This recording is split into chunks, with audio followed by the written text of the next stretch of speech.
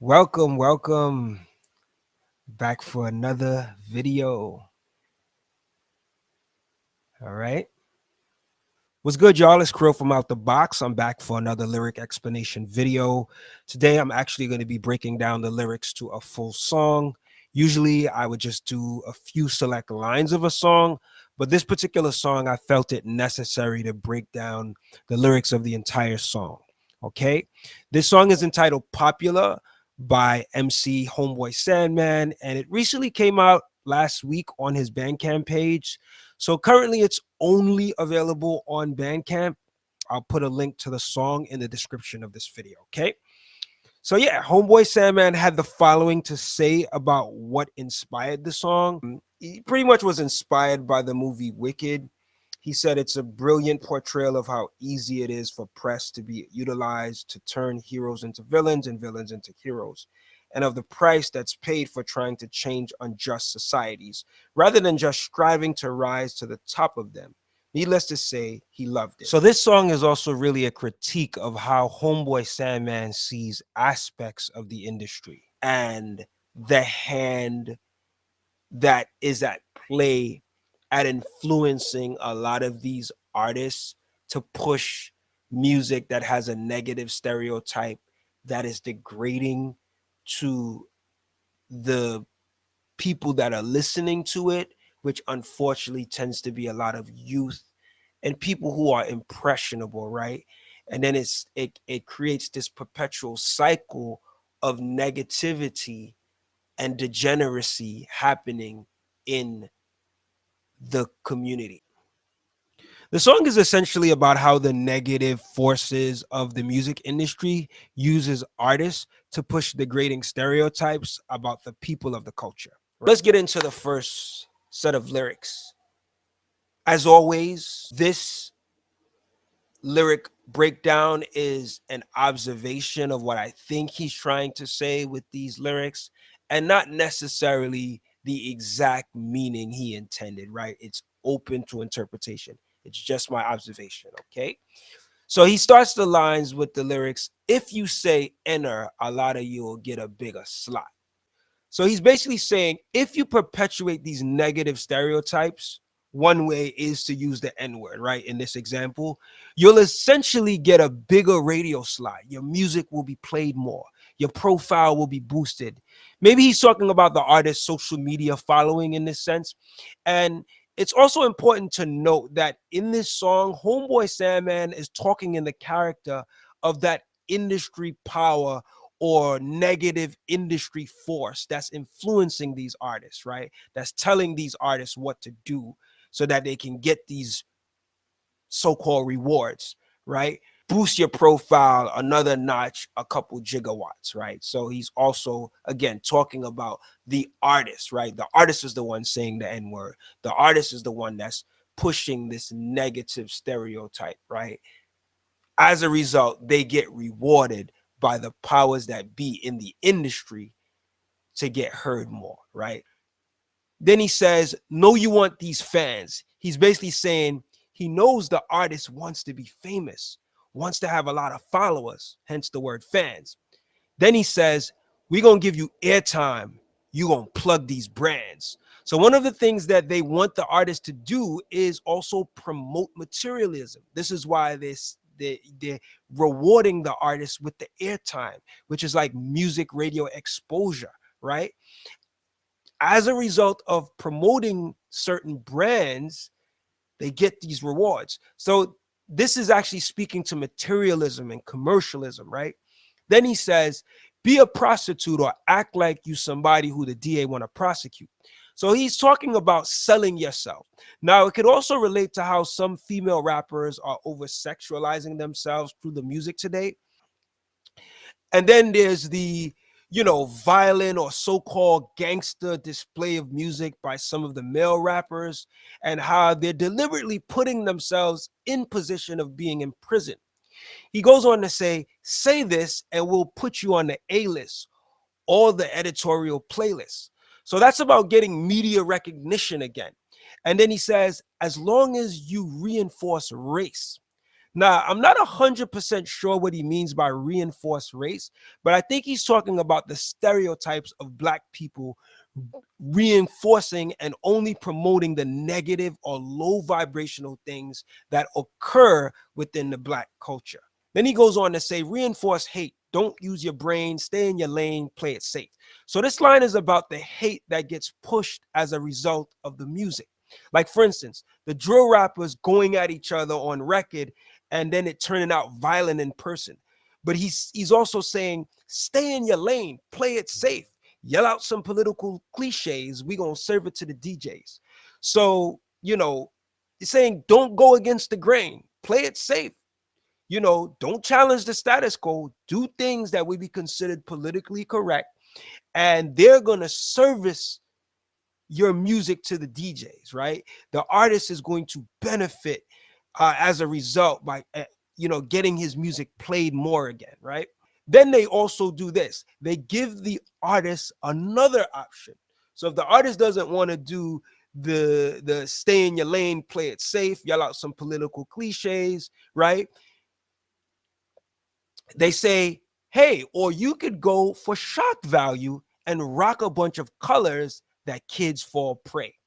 So he's saying you could also, as an alternative, go for shock value, do something outrageous, do something wild that a conscious thinking person would not do, and wear a bunch of colors, right?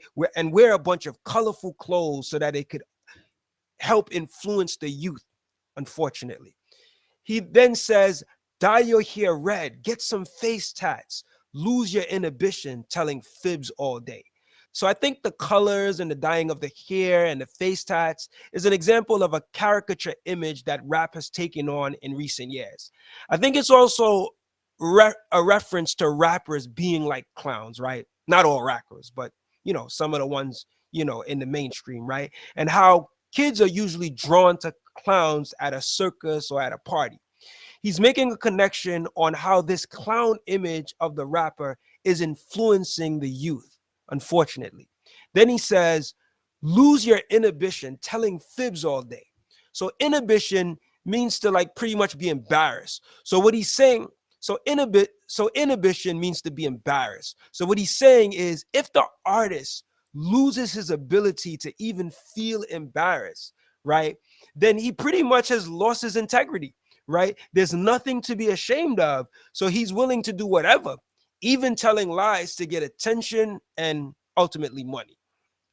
Then he goes on to say, money, drugs, sex, booze, guns. There's a number of scripts. Choose one. So this industry force is giving the artist the choice of what they can speak about, right? But it's a limited choice, right? They can choose to rap about money, drugs, sex, booze, or guns. They can choose either of those, right? No matter what, though, the messages are still all destructive. Then they're telling the rapper, and play the role to the best of your ability. So they don't just want the rapper to play the role, but act it out to the best of their ability. Then they go on to say, point in the direction of the correctional facility, and we're going to get you all the press, all the looks, all the exposure, acting like you're a soldier. So they're saying to the rapper, this message in his music is going to lead folks into the prison system. That's the direction that this low vibrational rap is aiming at. And as a result, the rapper will be rewarded with all the press, the looks, and exposure they. Then he says, acting like a soldier, right? You're a soldier to that unfortunate cause, right? Or that unfortunate effect. Actually, you're a soldier in a Trojan horse fighting for an enemy force, you're gonna be. And then the word popular comes into the hook. So what does he mean? Actually, you're a soldier in a Trojan horse. So what is a Trojan horse? So the Trojan horse is a giant wooden structure from Greek mythology that Greeks used to conquer Troy after a 10-year siege, right? So the understanding with this Trojan horse, right, is this was a horse that some Greek soldiers hid in, right, to go after a particular enemy, right? And they use this horse as a decoy to be able to infiltrate their enemy. This was a wooden horse. So what he's saying in this particular sense is that actually you're a soldier in a Trojan horse, fighting for an enemy force, but you're gonna be popular, right? They're saying that this person is being used almost in a disguise to overthrow their own people, right? Um, because he says you're fighting for they're fighting for an enemy force, right? So they're fighting for who's their own enemy, right? These people that control the industry and want to destroy not only the audience that is being impressed upon this negative music, but also destroy the artist, right? So the Trojan horse symbolism is about, you know, being used as someone in disguise to infiltrate and destroy a certain group. But the caveat is that they don't realize that they're actually fighting for their own enemy in this instance, you know. Then it goes into the hook. Popular, you're gonna be popular. Okay, next verse. Okay, back to the lyrics. So with the second verse, he starts the lyrics by saying, except for dissension, is there anything that you would not do for attention? Even your dissension is the safe kind. To corner a market, you take sides, right? So what is dissension, right? Dissension is essentially like a disagreement, right? So he says, except for dissension, except for a disagreement, is there anything that you would not do for attention? Remember what I said about we living in the attention world, right? A lot of people are doing things for attention and they're not thinking things through. They're just doing things for attention. And it ends up being negative and wrong things, right? So I like how he puts this line because most times if someone gets an attention, it's usually like online, you know, usually you'll get attention for doing something like getting into an argument or something, right? It's something naturally you would see, right? Online. So like if a celebrity gets into an argument with somebody, that's going to bring attention, right? Those were the things that you would really see a lot of attention to, right? Still negative, but you know, one of the things you're not surprised to get attention for, right? But now we're seeing people getting attention for all kinds of things that, you know, the average clear mind, clear thinking person would not do. You know, people are doing pranks and doing things that the average mind wouldn't think of doing just for attention. So he's saying, except for dissension, is there anything you would not do for attention? So these people are actually not caring. They're just doing things for attention, right? Even your dissension is the safe kind. To corner a market, you take sides. So this is a pretty clever line too, because there's a play on words happening here, like corner, sides, you know, so that's a pretty standout one right there. He's basically saying in this point that even when you disagree with things, it's not enough to challenge the status quo, right? You're disagreeing with things and doing it on a safe, you know, safe way, right? So he's basically saying the things that you disagree with is still not challenging the status quo, right? It's still safe. Like it's not making any big difference to change the way the state of hip hop is, right? To corner a market, you take sides, telling people what they want to hear, right? So again, it's like, yo, you just playing the politically correct game. You're not you only come out when everybody agrees with your activism, right? But it's not something that is pushing the culture forward, right? telling people what they want to hear. Straight showbiz, yelling slogans just to get cheer, right? You know, no wonder there's so many people like you. Again, he's talking about how you're not standing out, right? You're doing everything that's the same. It wouldn't be anything outside of the box, right? Like you just did it because everybody else is doing it, right? So you're like yes man type vibes. No wonder there's so many people likely. You just want for people to like you. True. Right? So he's basically saying you're just doing it because you want to be liked. You don't want to be looked at as an outcast. And you don't want your money to be affected, right? So I think that's what he's saying there. Fame is your only ambition. You're nothing but a politician. Listen. So he really shines the light on the fact that this person just wants to be famous, right? And then he also shines the light on politicians who, you know, pretty much they're only out to get votes. They don't really care about the people. Not every politician, but some politicians, right? Listen, low life. Probably never stood on your own in your whole life, right? So he's calling them out. He's like, yo, you're a low life. Probably you never probably stood on your own in your whole life. So you don't know what it's like to be to stand out or to take chances, right? No believing in God, you don't have faith, right? Because believing in God and having faith would give you the strength to step out and challenge the status quo, or just at the very least not push this derogatory message to the people, right?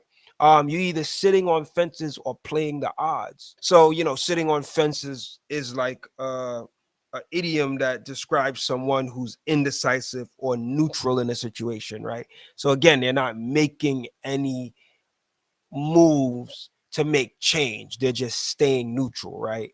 And then he says, or playing the odds, right? So you're not going against the odds, right? You're just playing them, right?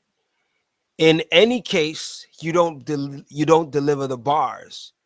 You're like Glinda from the Wizard of Oz. You just want to be popular, right? So he's basically saying, look, either way, whether you challenge the status quo or you stay neutral like how you really are, you still not even delivering bars. You're not even lyrical with it, right? He could also mean bars is another way of saying, yo, you're not coming with the real message, right? When people say bars, like it's not really hitting, so I think he can mean that too. So then he says you're like Glinda from the Wizard of Oz. You just want to be popular. So there's a nod to the Wicked film as well. So yeah, and then it goes into the hook again. Popular, you're gonna be popular. Yeah, that's it. That's my breakdown and lyric explanation for the song Popular by Homeboy Sandman. Again, it's only currently available on Bandcamp. So I'll put the link in the description of the video for you to go check it out. But another brilliant song by Homeboy Sandman. Big ups to him. So thank you for tuning in to another lyric explanation video. I appreciate you all taking the time. Please feel encouraged to subscribe to the channel, you know, and I'll catch you on the next video. Thanks again. Take it easy. Peace, love, and light. Take it easy.